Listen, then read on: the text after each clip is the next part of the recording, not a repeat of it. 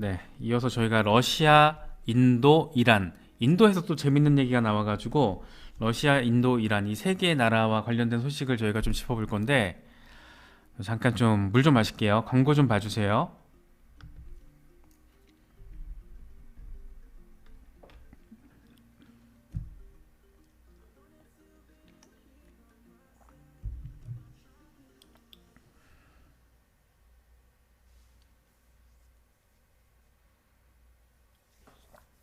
지금 17달러가 2만 원 정도 하는 거죠? 아, 좀 그렇게 좀 갔으면 좋겠다. 아, 지겨워. 좀, 이게 좀 차트적으로 좀 잘 흘러갔으면 좋겠는데 근데 또 저렇게 된다라는 건 또 100%라고는 할 수 없잖아요. 이게 참 그래서 차트가 가져다주는 분석의 한계가 있지만 그래도 차트에 대한 분석을 또 당연히 무시해서는 안 되죠.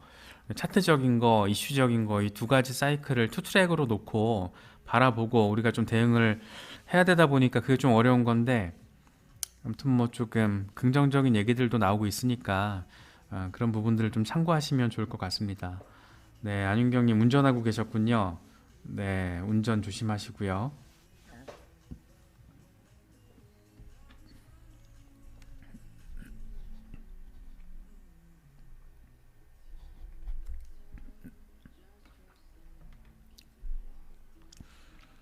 러시아가 재밌는 얘기를 또 했더라고요. 무슨 근본이제 부활 이거 사실 되게 좀 뜬금포라고 전 느꼈는데 뭘 하긴 하려고 하나 봐요. 러시아랑 이란이 금 기반의 스테이블 코인을 개발하고 있대요.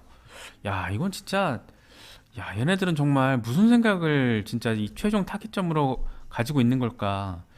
굳이 왜 금 기반의 스테이블 코인이야? 라는 생각도 많이 했었거든요. 일단 대외 무역 결제 수단으로 사용을 하겠다라는 거예요. 이제 아시겠지만 이란 같은 경우에는 작년에 이미 국경 간 결제에 있어서 암호화폐로 결제를 했어요.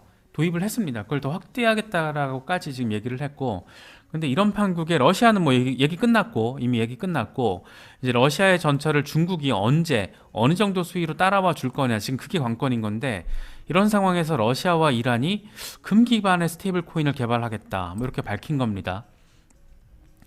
이게 작년 8월이었는데 이란이 이 수입 대금 일부를 암호화폐로 결제를 한 게 작년 8월이었는데 그때 이제 이란 정부가 이런 발표를 했어요. 암호화폐와 스마트 컨트랙트 계약을 대외 교역에 있어서 획기적으로 확대할 거야. 이건 사실 그때도 저희가 이제 같이 짚어봤었지만 이 이란의 지금 행보는 러시아와 똑같은 움직임인 거잖아요. 그런데 이란과 러시아는 모두 미국으로부터 굉장히 강력한 수준의 제재를 이 서방과 이 적대적인 관계를 유지하면서 이 경제 제재를 받아왔던 나라라는 공통점이 있는데 러시아가 작년 초에 이제 암호화폐 합법화, 국제 무역 결제 허용 막 이런 식으로 막 치고 나가 버리는데 그때 가장 현실적으로 또 직접적으로 지원 사격하는 것 비슷하게 같은 레인 위로 올라선 게 이란이었던 거죠. 그런데 이번에 이란과 러시아가 짝짝꿍을 맞추면서 공용 화폐 리저브 커런시를 만들자도 아니고 금 기반의 스테이블 코인을 개발하겠다. 이런 얘기를 지금 해버린 겁니다. 그러면서 지금 이제 이걸 놓고 해석이 되는 게 결국에는 근본위제로 돌아가면서 이 달러 기반의 어떤 결제 시스템, 이 글로벌라이즈드 된 세상에서 굉장히 스탠다드라고 지금까지 여겨져 왔던 이 달러, 미국 달러를 통한 결제 시스템 자체를 무력화하려는 그런 시도가 아닐까. 뭐 그런 해석도 지금 나오고 있더라고요. 그래서 그런 부분들이 지금 굉장히 조금 전폭적으로 그러니까 이 탈달러에 대한 도전 양상, 새로운 통합 패권 움직임. 그런데 이것들이 다 지금 뭐 리저브 커런시가 됐든 그러니까 브릭스 국가들의 리저브 커런시가 됐든 뭐 스테이블 코인이 됐든 블록체인을 기반으로 지금 탈달러 패권의 어떤 수단이 개발되고 있다라는 점은 굉장히 큰 상징적인 의미가 아닐까 생각이 됩니다. 근데 또 여기 재밌는 게 뭐냐면 인도와 러시아의 관계예요. 인도와 러시아는 굉장히 끈끈하죠. 그러니까 G7에 인도가 들어가 있지만 동시에 인도는 러시아, 중국과 엄청 가깝죠. 그렇죠?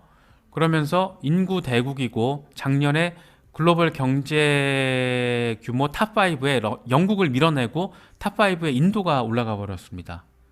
대단한 어떤 잠재력을 경제력에 있어서는 잠재력을 가지고 있는 나라죠. 그런데 인도 정부에 핵 잠수함을 빌려주는 유일한 정부가 있어요. 그게 어디냐면 러시아예요. 그러니까 러시아는 사실 인도랑 짝짝꿍이 잘 맞을 수밖에 없어요.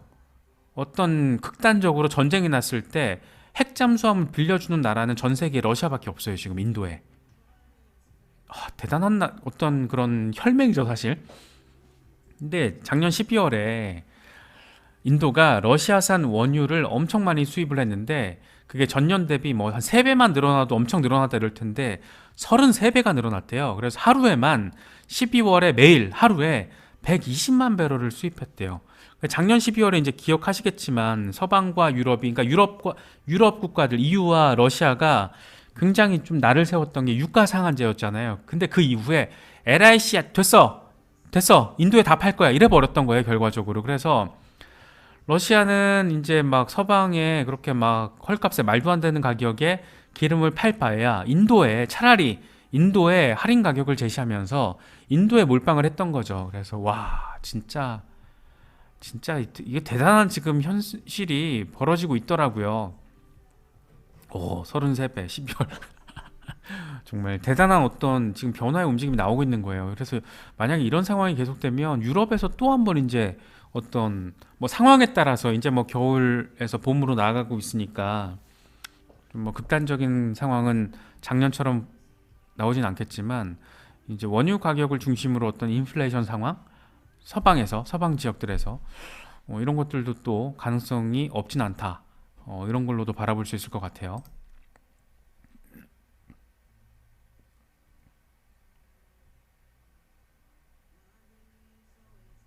실리 외교는 정말 일하는 모디 할아버지가 진짜 이 잔머리는 정말 와 최고봉인 것 같아요. 예, G7에서 약간 엑스맨 역할도 하면서 이 브릭스 국가들과 이렇게 손을 잡고 진짜 짝짝꿍 나는야 엑스맨이야 정말 진짜 엑스맨 저런 엑스맨이 없죠. 그래서 이제 어쨌든 여러 가지 상황은 탈달러 패권을 향한 어떤 통합 패권 전쟁은 이미 닻이 울린 거죠. 이제 그 닻을 본궤도에 올릴 존재는 누구다? 중국입니다. 이 진핑 아저씨가 이 시진핑 아저씨가 이제 그걸 본궤도에 올릴 인물인데 어떤 굉장히 임팩트 있는 계기가 있어야 될 거예요. 예를 들면 뭐 대만 침공을 했고 중국이 이에 대해서 페널티 차원에서 미국을 비롯한 서방이 스위프트에서 중국을 쫓아내는, 그러니까 저번에 러시아가 우크라이나를 침공했을 때 벌어졌던 그 정도의 상황이 어떤 큰 상황이 벌어져야 그게 그 정도가 계기가 돼야 중국이 짠하고 등장할 텐데 그건 모르겠어요. 뭐가 될까요? 뭐가 될지 모르겠지만 어쨌든 확실한 거는 이런 탈달러 패권 전쟁에 있어서 이미 지금 러시아가 앞에서 깃발 들고 지금 설치고 있는데 거기에 이제 본궤도로 딱 그냥 올리는 역할을 할 건 중국이다. 그 시점이 언제가 될지, 계기가 뭐가 될지 그게 지금 상당한 중요 포인트다. 이렇게 볼 수 있을 것 같아요. 그런데 어쨌든 중요한 건 탈달러 패권, 새로운 통화 패권 전쟁에 있어서 기본 베이스는 블록체인이다. 암호화폐다. 이게 지금 우리한테는 중요 포인트라고 할 수 있을 것 같습니다. 그래서 브릭스 공용 통화 얘기가 이제 지난해 6월에 브릭스 정상회담에서 푸틴이 이제 쏘아올린 공이었잖아요. 당시에 이제 브릭스 플러스 회의도 열렸단 말이에요. 그때 이제 뭐 남태평양 5개국, 중동 5개국 등등 이 브릭스 지금 외곽 진영을 형성하고 있는 나라들 다 못 살고 가난한 나라들이에요. 그런데 잠재력은 있을 수 있는. 그러니까 서방 중심의 어떤 이 세계 질서에 되게 조금 짜증나 있는 나라들이 지금 브릭스를 중심으로 모이고 있는 겁니다. 재밌는 체제가 새롭게 구축되고 있는 어떤 확실한 거는 변화의 시대인 것 같아요. 저는 그런 부분들을 많이 느껴요. 그래서 2030년을 목표로 삼아서 축의 전환은 확실하게 이루어지고 있다 이미. 그렇게 바라보고 있고 그 중심에는 중국이 일단 제일 먼저 미국을 제끼고 넘버원이 되고 싶어하는 건 중국이지만 실질적으로 가장 큰 어떤 변화 폭을 보여줄 나라는 인도가 될 수밖에 없을 거다. 저는 이런 생각을 되게 많이 하고 있어요. 그래서 뭐 저희 채널에서도 와지렉스 투자하고 계신 분 많은데 지금 와지렉스는 위험할 수도 있어요. 위험할 수 있기 때문에 그 잠재력과 비전을 조금 인도 시장에 보시는 분들은 뭐 소액으로 접근하시면서 이렇게 축적해 가시는 거는 괜찮을 수 있는데 뭐 인도 시장 비전 있다고 갑자기 막 와지렉스 막 몰빵 매수하고 이런 분들은 아마도 패가망신 당할 가능성이 높습니다. 지금 인도 정부의 어떤 스탠스 완화가 언제 이루어질지 전혀 예측할 수 없기 때문에 지금 인도 시장을 대표하고 있는 와지르 X 뭐 이런 프로젝트들은 이런 코인들은 뭐 제2의 BNB가 될 거야 뭐 이렇게 지금 접근하고 계신 분들 많은데 접근을 이렇게 축적의 관점으로 갖고 가셔야지 갑자기 막 물방에서 한 1년 안에 어떻게 쇼부 볼 거야 이런 식의 접근은 아마 실패할 가능성이 저는 높다고 보고 있어요. 그래서 그런 방점으로 인도 시장을 바라보시더라도 좀 장기적으로 이렇게 축적 모아가는 투자 방식으로 접근을 해야지 이렇게 막 잡코인 펌핑 기대하듯이 투자를 하시면 아마 후회하실 거예요. 저는 그렇게 바라보고 있습니다. 물론 저도 와지렉스에 투자하고 있지만 제가 지금 말씀드린 어떤 그런 방향성으로 가지고 가고 있지 막 가지 않습니다. 위험할 수 있기 때문에. 네, 그런 부분들 챙겨 가시면서 인도 시장 스터디 하시면서 바라보시면 좋을 것 같아요. 아, 제가 아까 어디서 기사를 봤는데 인도의 인구에 관한 거였는데 인구 절반이 30대 이상이라는 거, 예, 그게 진짜 핵심 포인트인 것 같아요.